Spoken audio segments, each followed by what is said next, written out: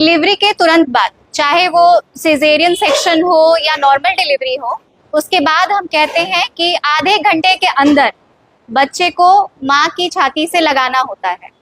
इससे क्या होता है कि जो दूध बनने वाला हार्मोन होता है, ऑक्सीटोसिन बोलते हैं, वो रिलीज होता है। माँ और बच्चे में बॉन्डिंग होती है। तो ये जो ऑक्सीटोसिन भी रिलीज होता है, इसका दूसरा फायदा भी होता है कि जो ब्लीडिंग होती है डिलीवरी के बाद, उसको भी ये कंट्रोल करता है। बच्चे का जो जबड़ा और ये मुंह वाली मांसपेशियां हैं, तो जब बच्चा सक करता है, जब दूध खींचता है, तो ये पूरा उपयोग में आता है। तो एक ये फायदा है जो सबसे अच्छा है। दूसरा, जो माँ के दूध में पोषक तत्व है वो दुनिया के और किसी भी चीज में नहीं है। तो जो डिब्बे वाला दूध है या गाय का दूध है, गाय का दूध कुछ हद तक कहा जाता है कि समान है, लेकिन माँ के दूध का कोई तुलना नहीं। तो माँ के दूध में जो पोषक तत्व हैं वो कहीं नहीं मिलेंगे। वो आगे चल के आपके बच्चों को डायबिटीज, हाई ब्लड प्रेशर, इन सारी भयानक बीमारियों से बचाते हैं। तो बाहर के जो दूध आप देते हैं उनके क्या नुकसान है वो भी बताना जरूरी है। हम डायरेक्टली कहते हैं कि अगर जरूरत नहीं है, जैसे कुछ माओं में दूध नहीं बन पाए या किसी कारणवश माँ दूध ना पिला पाए, आईसीयू में है या नहीं पिला पा रही है, तभी के लिए है वो इमरजेंसी सिचुएशन में दी जाती है, ना कि रेगुलर बेसिस पे कभी नहीं। तो उससे क्या नुकसान है, ब्रेस्ट फीडिंग के अलावा उसको टॉप फीडिंग बोलते हैं।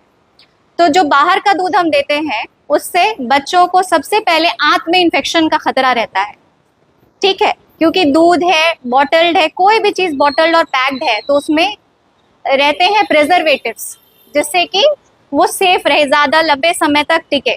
घर का दूध क्यों खराब हो जाता है तुरंत, फ्रेश दूध, उसको तो हम नहीं स्टोर कर सकते, तो उसमें कुछ ऐसे केमिकल्स मिलाते हैं कि जिससे कि वो खराब ना हो। तो कहीं ना कहीं वो आपके बच्चे को भी नुकसान करेंगे। वो केमिकल्स, प्रिजर्वेटिव्स, एमल्सिफायर्स, बहुत सारे ऐसे तत्व होते हैं।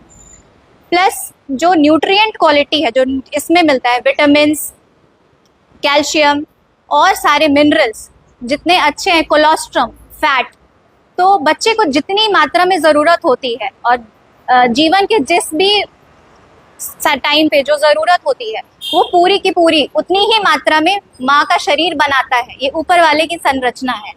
तो शुरू में जो दूध आता है माँ का, शुरू के समय बिल्कुल पानी पानी सा रहता है। तो यूजुअली ऐसा लोग कहते हैं कि दूध नहीं आ रहा है, पर जो पानी जैसा है वही दूध है, उसमें बहुत कोलेस्ट्रॉल होता है। तो वो दूध यूजुअली लोग पिलाते नहीं और डब्बे का शुरू कर देते हैं कि दूध तो आ नहीं रहा है, बच्चा बार बार रो रहा है तो हमें ऊपर से देना ही पड़ा। पर ये कोई कारण नहीं है। बच्चे के रोने के और भी कारण होते हैं। ऐसा नहीं है कि बच्चा सिर्फ भूख से रोता है, ठीक है।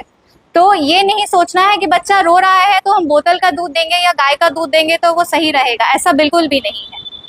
तो जो आपको बीमारियों से बचा रहा है, जो आपके बच्चे का जो मानसिक ग्रोथ है, मेंटल ग्रोथ, वो बहुत अच्छा होता है।